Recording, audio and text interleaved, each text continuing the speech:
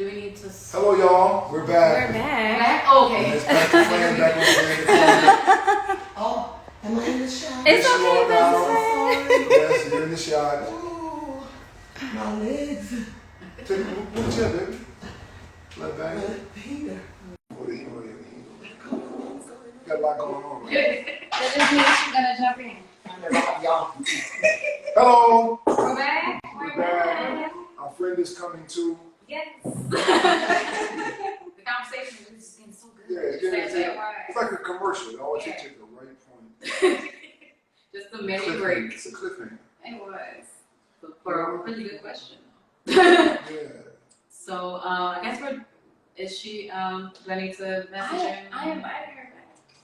Let me send the message just to make sure. Mm-hmm.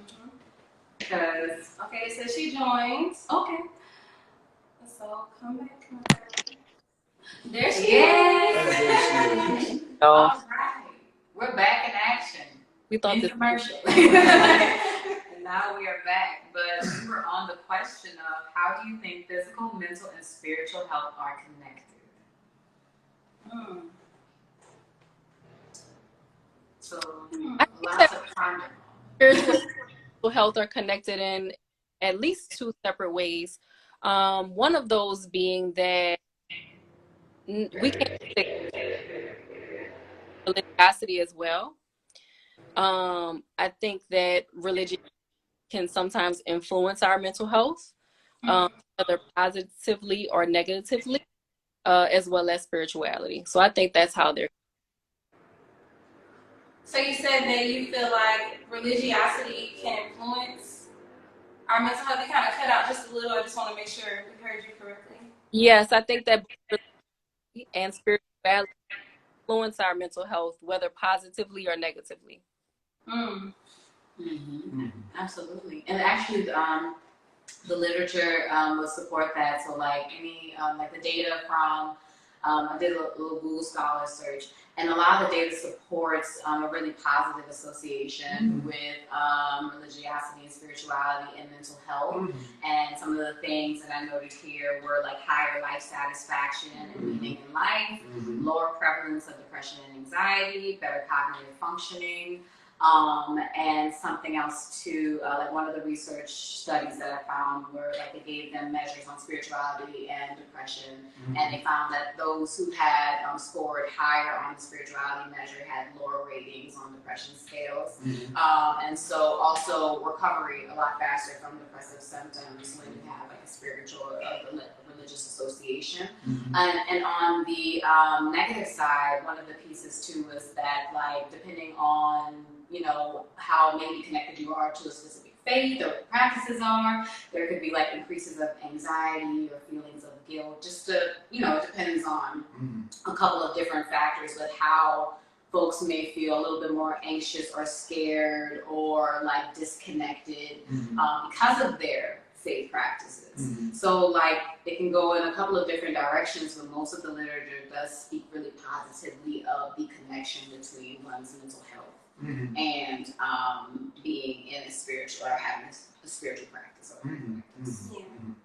And I think that just even remembering some of the things that were talked about with the summit, and I guess we'll get to this as we go further, but I know a lot of people talked about feeling like shunned because they had like a mental illness or something like that, and tying that into mental health. I mean, tying that into religious practices or spirituality, not necessarily spirituality, but religious.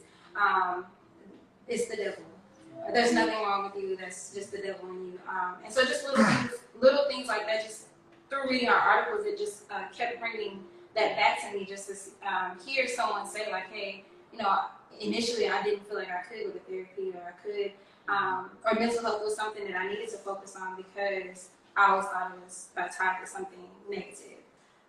So that was really, that kind of stuck out with me from our summit, which is really just one of the things that I really wanted to push, because over this last year, well, not even just a year, All this last lifetime. Yeah. It's been what, 3 years? I feel like COVID's been forever. I But know. we've seen so many different people, just like how we've been affected by it in general. And so I think that it's really important for us, even though we have, you know, the data says what 85% are people, you know, believing in a higher power, making sure that we let them know that it's okay, you know, it's okay to seek help. Absolutely, normalizing that. Yeah. Because like when we think about, again, like with those negative associations, if you are a severely depressed person and the response from your faith leader is that you just need to pray it away, then, you know, how might that minimize for you, like, you know, this experience that you're having, and reinforce this idea that, oh, I'm flawed, or I haven't prayed enough, or I haven't done something. And so we're getting into it when it's like, how does the church have a responsibility to congregation and helping people address these things? We're going to get there. Yeah. But just kind of thoughts on that, and how, you know, maybe you can talk about that. Yeah, it's a lot to consider, because at the end of the day, mental health has been negatively stigmatized in the church and spirituality as a whole. And then somebody would say, well, why would they say that? Because, well, one of the reasons was because of the level of hierarchy that we built inside of the church, and that the answers all the way always had to come from whomever the top leader and or leaders are. And if these people don't have any answers, then we would then put the emphasis back on that particular person and say that it's your faith that doesn't operate correctly, when the truth of the matter is, we all have mental issues, we all have mental challenges, all of this is something deep within all of us. But from my point, specifically from a biblical perspective, the Bible is more psychological than it is theological. The Bible talks more about psychology than it does theology. All right? And somebody will say, well, how can you say that? Well, you can say that because the Bible says things like, as a man thinks in his heart. Because when you talk about mentality, mentality is the working of the brain plus the mind together, right? And if the brain and the mind are not properly working together in cohesive, functioning all together, then there's going to be some type of disorder within that particular function. Then if that's the case, then we would need to go to somebody who can really help us get to the nuts and bolts of what's really going on, versus some type of overall spiritual application. At the very least, the very best that my wife could do, and we can get very good spiritual advice. But we're not counselors. We're not trained to go into the synapses of the brain to figure out exactly what is going on to give people some real answers. So now what is happening, we're beginning to see that people that sit in the seat that we sit in don't have to have all the answers when they are experts that deal with this particular area. One scripture comes to mind, says, I wish above all things that you would prosper and be in health, even as your soul prospers. What is the soul? The soul is made of 5 parts: the intellect, the imagination, the emotions, the brain, and our feelings, all wrapped up inside of our soul. So the Bible is replete with dealing with things about how to think. This is what we teach. We don't tell people what to do. We teach people how to think. And the thinking process will begin to manifest in your life. Because as a man thinks in his heart, that's what it's going to become. But for too long, we made those things separate. And this is where we have a breakdown in our community in particular, because we didn't have the knowledge on one hand, nor did we have the resources on the other to be able to go to somebody, or so we thought, because we didn't realize how many free programs there were out there to be able to help us. You just gave us The wheels are turning. I mean, like, I knew we were gonna have a good guest, but I'm so glad we're recording this, because so many positive nuggets in there. Like, I never really thought about that. Like if I identify as a Christian, and I never really thought of the Bible as like from a psychological kind of, perspective. And now that makes me want to kind of go back and do a little bit more reading, because, you know, in my mental health journey, I've had a couple of instances where I just kind of felt disconnected and not really understanding, you know, like, God, why is this happening to me? Why am I in such a dark place? Why won't these things work out? And it wasn't until I would say maybe like 2016 where I kind of had, I call it like a little breakthrough moment. And I was listening, I forgot what song I was listening to, but it just kind of felt like all of these different things that felt so separate and apart just kind of started to merge. And it's like, I see you, like, and this is like my little conversation with God. I was like, I see you, I hear you, I know this is happening. Yeah, and sense you. Yes. See, God cannot be revealed to us through our senses. God is revealed to us by faith, which is in our spirit. God cannot be revealed to us through our, nobody's ever touched God. Right. I've never touched, I don't know what he looks like. Right. I don't know what kind of cologne God wears. I say I've heard his voice, but at the end of the day, I'm not hearing the voice, it's a feeling that I have in my heart. So God cannot be revealed through our senses, but this is what spirituality is all about, is the opposite of the senses. Absolutely. Absolutely. And that's what it felt like. It was like not really even just like I physically heard something. I knew in that moment. And it's been just like an upward trajectory since then. So that, I feel like... You said you were in a dark place, and here is what I believe is a word for that. Sometimes you have to break down before you break through. Oh, yeah. You have to go down to the worst of you before you can really get a real breakthrough in your life. Whether it's a cancer diagnosis that my wife had, a horrible accident. Everybody has these moments where they say, you know what? I feel like I'm going to lose it. And then you come into an awareness and you get the breakthrough that you're looking for. It's really I say that because in mental health practice, a lot of experiences that it's only going to get better. Yeah. That is true. Yeah. We tell our clients that all the time. Yeah. Hey, it might get ugly, but you just press through. Right. And we're going to get there. Like, I'm going to walk through this with you. Like, you do not have to be alone in this. And something, actually, this is a good time to kind of talk about this, because as, you know, people who identify as spiritual, as people with religious practices, but also as mental health professionals, it's like, how do we talk about religion and faith in our practice? Because we encounter all kinds of people. And some people aren't religious, some people aren't spiritual, but then there are those who are. And I have a conversation with my patients where I say, like, you don't have to not talk about your faith. In fact, tell me about it so that I can integrate that into our work. Right. And that's come up one time, like, of course, you know, like, we can't like disclose everything, but like a little tidbit from something that I've been working on with someone is that they, you know, have said before that they feel like God's punishing them for what's happening. It's like, you know, like, it's just, why is God punishing me? Why is this happening? And we just had like this really great conversation about, you know, like, why do you think he's punishing you? Why, you know, because we taught that. Yeah. We taught that God is just sitting on the borders of the clouds, just waiting for you to do something wrong.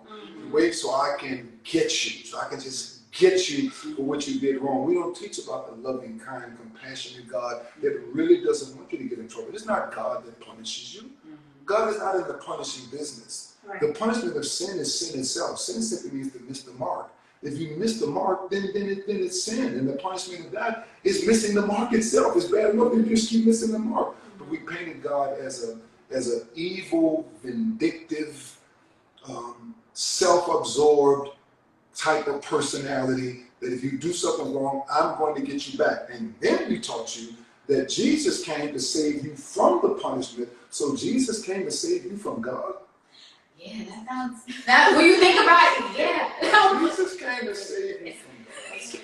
So we taught you that if you do something wrong, God's going to get you, you're going to get in trouble. No, the getting is that you missed the mark. Yeah. That's the getting in and of it. So if you keep missing the mark over and over again, you just be off your path. Right. Good to hear you talk about a lot of the contracts that people have experienced, you know, in the church. And of course, we did not expect to be like a spokesman for all pastors, for all churches. But it's good to see that you are thinking, and you and your congregation are thinking about mental health and other things outside of the religion and outside of that can be to Well, you wouldn't come to me for me to be your trainer, to work out. She's like, you wouldn't come to me for me to give you real mental counseling, because that's not what I do. You wouldn't come to me for a real 5-course meal, but you could. But you could. I don't charge. I mean, you could. And All that. Just can't charge. But What- yeah, no, that's like some really fantastic points. Yeah. And I am interested in knowing a little bit, getting of how you and your congregation, your members, I guess, fight through some of the things that they have happening, fight through some of the more challenging situations. What type of practice do you all put in place? Mm-hmm. Through the daily teaching that we do as a foundation. But here's the overall answer, I believe, to what you may be asking. First of all, we're upfront and honest with people and tell them life can be very hard. Life can be very challenging. yes. What Isis mentioned earlier, we don't even know the psychological effects of being separated and couldn't touch each other for 18 months. That is, we don't even know the repercussions of how that's going to come back and get us. Like all the kids that are quote unquote not showing as much love as they should be showing, and some of them are misbehaving. Most of them are Katrina babies. Katrina and COVID babies. COVID babies, right? Yeah. So, Yeah. the church needs to be honest and tell people life is challenging, but you must confront this. Let's just not pray it away. For instance, on a Sunday morning, if we just give you room, it's going to be great. It's going to be marvelous. And you're going to be walking out here fully inspired and lifted up. But if I don't give you any foundation, when that euphoria is over, you are in trouble. Life is going to eat you. absolutely. But if I can tell you life is challenging, that you're better than anything that can come against you. You got to confront that dark side. Carl Jung. We must confront that darkness. Deal with it head on. Get some help. Get some level of understanding. But at the end of the day, regardless of how life is, regardless of how people can be evil, regardless of the malevolence that's in the world, regardless of all that, there's nothing in the world that can come against you that can defeat you, that you won't let defeat you. That's what you need to know. That's the message. That's the message. Deal and get the necessary help that you need from the people that you need, and that can really, really help you and not just glaze over an issue that could be a lot deeper than just somebody laying hands on you. It could happen. If a miracle happened every day, it wouldn't be a miracle. It would be normal. For the most in general, it's a process. Absolutely. No, and I'm so glad that you are like kind of speaking to this, because that's the thing that I think that a lot of people encounter, is that the person, at the pulpit is not necessarily encouraging them to go and talk to someone else. Some pastors are getting on it, like you're already seems like you're ahead of the game. You guys but some faith leaders may not be as in tune and not recognize that, hey, you may be dealing with something that is pretty severe that may need some, psychotherapy intervention or even psychopharmacological intervention. Like medication is okay, and you may not have to take it for a very long time. Jesus traveled with a doctor. He was laying out principles. Luke was a doctor, a physician that was able to help people, understand that you need more help than just coming. And we want you to come to church every Sunday for 9:30. We want you to come to church. We want you to do that. But outside of that, if there's a deeper issue, it must be confronted, because it will not just go away. It will only get worse if you don't get help. Exactly. And to kind of like get back to the other question about how do we talk about mental health and spirituality and therapy, you can seek out professionals who are Christian-based therapists, That's or what we offer. Yeah, like there are people who, like, according to your faith, like Muslim-based therapists, Christian-based therapists, like people who are like the basis of their work is it's rooted in that religious kind of belief system. And the church as a whole, so I can speak primarily for the church. I'm a church boy. I've been at that 6 years old, so I can talk about this, right? We need to partner. We need to partner with mental health organizations to say, okay, somebody comes to my wife and I and say, okay, I got a problem. Okay, what's the problem? Let's see, got the problem. Something we think we can deal with? Normally it's not. We're going to pray with you, come together, give you some word on it, go study, go pray, get in the word, come back to us. But also, here's a card. Yes. Doc, me, and y'all deal, we need to partner more, collaborate more, so we can really get our people some help and kill this stigmatism that if you have some manifested mental challenges, that something is wrong with you. You're not. If my stomach hurts, it's not wrong with me, my stomach hurts. Right, right. But if your stomach hurts every day. Stomach hurts every day. Yeah, you gotta go to the You should doctor. go talk to someone. Yeah, I'm not a bad person because my stomach hurts, right? Exactly, exactly. This Yes. Bishop said something that just reminded me of something that we did with Pastor Fran. As a group, with the Fighters of Fran crew, we read this book by Michelle Williams. And in it, she talked about her therapy journey. And I just think that it's really important, just like, that was one of our questions we're going to ask, like, how can churches, like, what can you do to engulf yourselves into the community? But you said it right then and there, like, hey, we have the opportunity, like, we have tons of partners. I'm pretty sure there are tons of therapists or counselors within your partnerships, within your congregation. And, like, what are you doing to get that out to your people? I wanted to have Bishop on, one, because I know that both him and Pastor Fran both talk about mental health on a regular basis. And so I knew that this would be a great person to have on the show, because this is who they are. This isn't something that we just put on just for today. This is something that if you come on a Sunday and it's getting real deep, regardless, like Bishop or Pastor Fran are going to talk about it. And so I wrote down some like myths, some myths and some like facts I wanted to say, but I think that it's important for like people to understand, like, so the myth is like therapy is a replacement of God, prayer, or beliefs. But the truth is, like, you can talk to God and a therapist, and that's okay. Right. Exactly. That's okay. Yes, yes. And have candid conversations. And that's why I think some people are like, they think that their prayer isn't as effective if it doesn't sound a certain way. Right. And what has really been helpful for me in my journey is that I just talk to them like you're having a normal conversation. Right. And that has been like the game changer. They're like, hey God, now look, if they can mess with me, God, I'm gonna put on my mouth. Okay, can you talk to me about this? Because I can't deal with this. And I totally agree with you. Just talk. That's it. Because saying is praying. So most prayer gonna just sound like you're talking to yourself.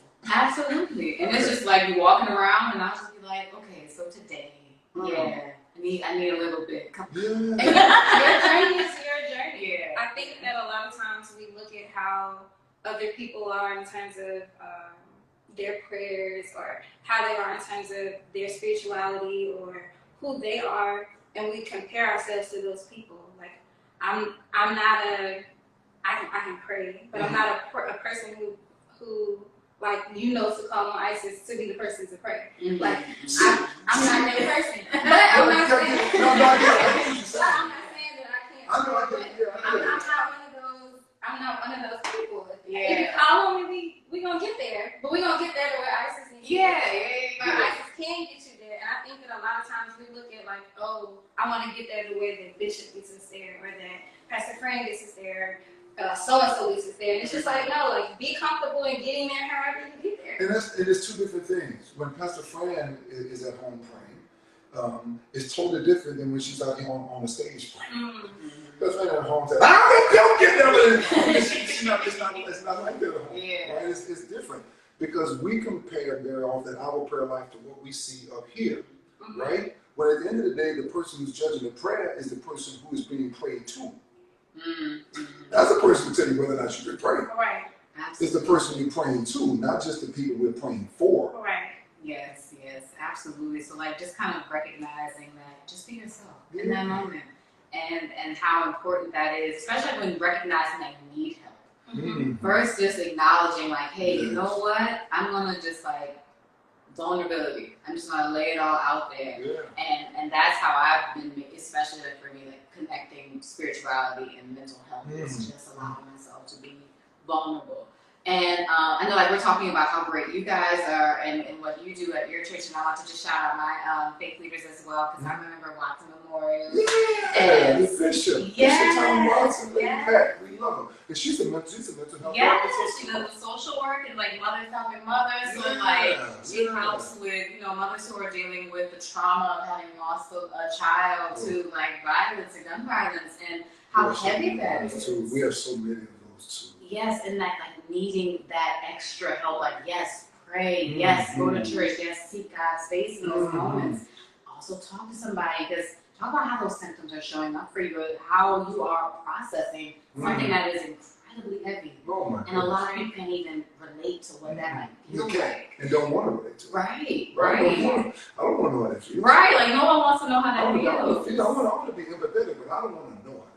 And it's so heavy, and so like knowing that it's like yes, we understand like trauma, like from like a mental health perspective, and knowing that we can talk about it in a faith way, but also like with the mental health piece, and we can fill in the gaps there. So I just wanted to shout out like all you guys, them, like every religious leader who is actively participating in the conversation, but also like showing up in action in their work to let the people know that, you know, you have to take care of your mental health. It's important to physical health.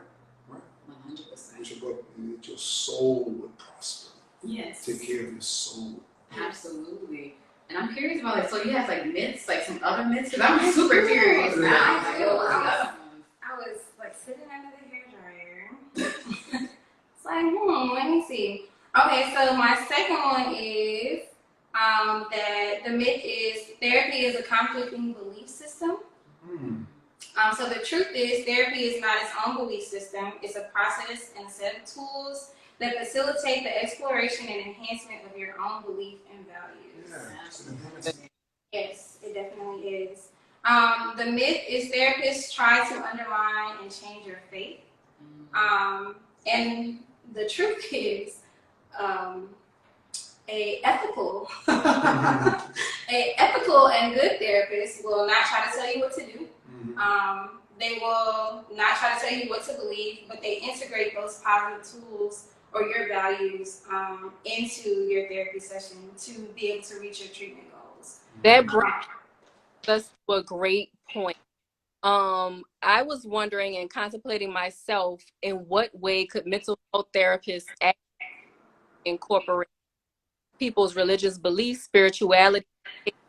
I think that although we want to believe that we look at psychosocial perspective and that they believe, it's very difficult to incorporate into your session something that you don't believe. So I'm so glad that what we're getting out of this conversation is some pointers on how you can, number one, just start with asking somebody about their faith and using a lot of those things they bring up to then reinforce some of the things that you would hope that they learn there. Yes. Talking about a lot is empowerment and positive self-talk. Like prayer is positive self-talk. That's right. That's exactly right. It is. And I think that's one way for us as mental health therapists and mental professionals to think about it.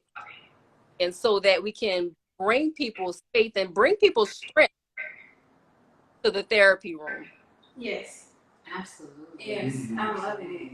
It's like that's gotta be a part of the conversation. When we're doing that intake process, it's like, tell me about what is like positive in your life. Tell me, do you have these specific practices that you find that you use as like a coping mechanism? Because the literature also speaks to how, you know, prayer is a frequently used coping mechanism for a lot of people. So having that conversation with God being the thing that helps you get through that anxiety, overcoming some of those depressive symptoms, or like any like the presentation of trauma, like in that very moment.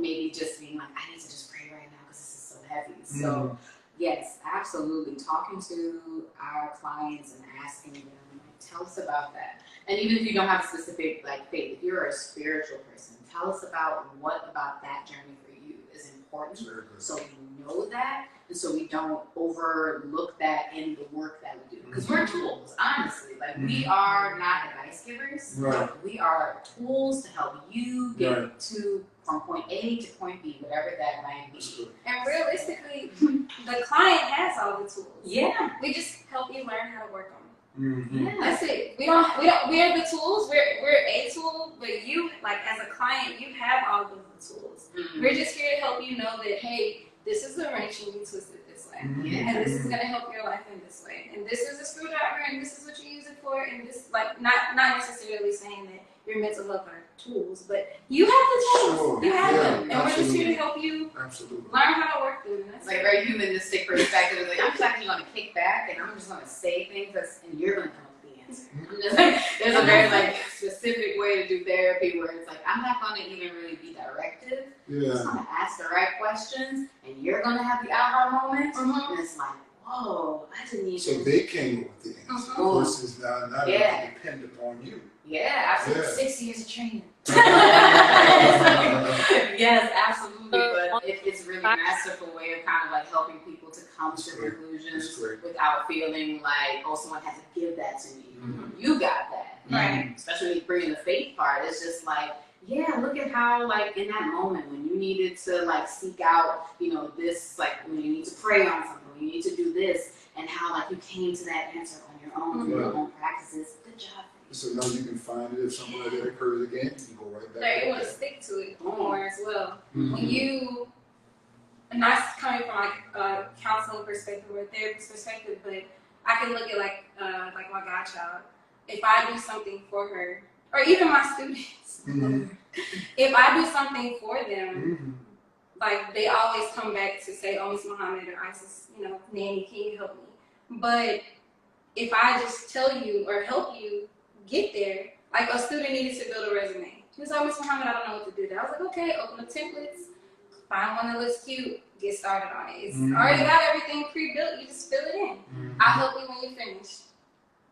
And it took him like 3 hours. I'm like, "Where you at?" He's like, "Well, I don't know what to do." I'm like, "It tells you what to do. Like, I don't want to do it because if I do it, you'll never know how to build a resume in the future. But if you start it, then I can help you to, okay, well, look, you use this and all these fonts are 12 and this one is a 14. Let's change this. Or let's tweak this. Hey, they don't necessarily need to know that you worked at King's for 3 months.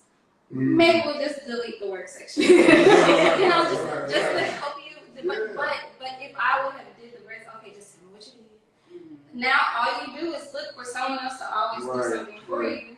And you're never able to. It's a big mistake. Yeah, you're never able to have that same gumption, drive, power when you go out into the real world. And some people think they're helping you by doing that. They're actually handicapping you versus saying, okay, let me show you how to do it so in case something happens, you don't have to call me again. You can get it done much faster. Go ahead and do it. It's going to be a little painful in the beginning because to do anything, you must be willing to be ignorant first. And then you must be willing to make a mistake first. Must be willing to feel stupid first. But after a while, you work your way through it because we gave you the tools. Then you can come with answers yourself. You know, like, this is like the words that just came up as you guys were talking. It's like, you know, first, therapy is work.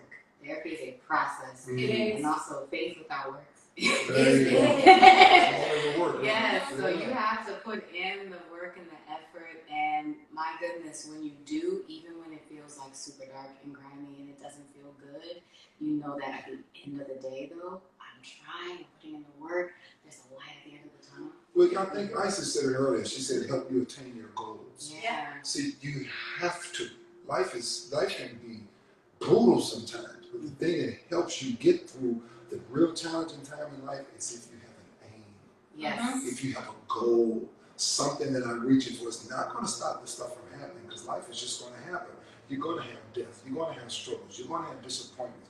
You're going to be hurt. But if you have a goal in your life, an aim to what I'm reaching for, it helps me to deal with the rest of the crazy stuff that's happening. Absolutely. And we set goals in therapy. It's like, all right, are we hitting them? We check in, like, let's see what boxes can we I check. want to add to that. I know that we often want to encourage people, we want to empower people and help them to find the power within themselves. But there's also, on the flip side, sometimes there's a fine. Some people come in really lost. Mhm. People may come in with a faith or with a spiritual religion, and some people don't necessarily have that. But I think that situations such as traumas where people often lose their faith in that moment, Mhm. and I'm wondering what we could do as mental health therapists to reconnect and find make some meaning, because that's also very important as we go through life's journey, is to make meaning of things that happen and we could be doing Absolutely.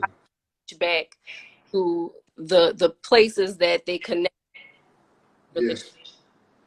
I think it's really important to, just as we all talked about earlier, it's like finding value. And so while you might come in lost, when we're able to find and connect you with things that are of value for you, that you find important for you in terms of your journey, then you're able to utilize those things to help you find some direction in your path. And so I can say for me, even before I became more spiritual, because my journey has been a weird one. It's been a weird one since high school, because I told you I literally Sunday school, 8 o'clock, church, 11 o'clock, go to lunch, mosque, 2 o'clock, after service at the mosque, 5 o'clock, we home at 7, and that was our Sunday. Literally 8 o'clock to 8 o'clock at night. 12 hours on a Sunday, that was our thing. And I grew up like that. And so it took me a while to really just figure out, like, hey, what do I want to do? Do I want to identify as Christian? Do I want to identify as Muslim? What am I going to do? So on and so forth. And I just took it in my journey to say, like, hey, like, you just believe in God. That's it. Like, I don't need a title. And I'm okay with that. My mom respects it. Will I still go to the mosque when she asks me to? Or if I want to, yes, I sure will. Do I come to church? Yes, I do. But I'm okay with understanding. Yes, she does. She does. A lot. I understand that my journey allows me to just have this great connection with God, and I'm okay with that. Yeah. I love my connection with Him, and it's good. Him or her, whatever you want to say. I love that connection, and I'm okay with that. But I think that for a person who doesn't have direction, it's important for you to understand, like, hey, like, what is it that's going to help me get to a sense of direction? Not even to get to the direction, but to a sense of, whether that's through meditation, whether that's through gospel music or worship music, well, whatever it is, what can I do to help you find a sense of direction so that you can find or get on the path wherever you want it to be? Find meaning. Yeah. Find what means something to you, that has value to you. And once you find meaning, everything else will find you. Absolutely. I'm loving, I just want to say, like, this is we've had some really good power hours, but the conversation that we have been having this evening, you guys, I am, again, so glad that this is being recorded. Because I love to go back to some of this. And so, just being mindful of our time, because we could talk about this for ages. This deserves a part 2, honestly. But what are some highlights, some takeaways that we want our audience to remember from this conversation? We can go around, like maybe 2 points that you want people to walk away from or walk away with.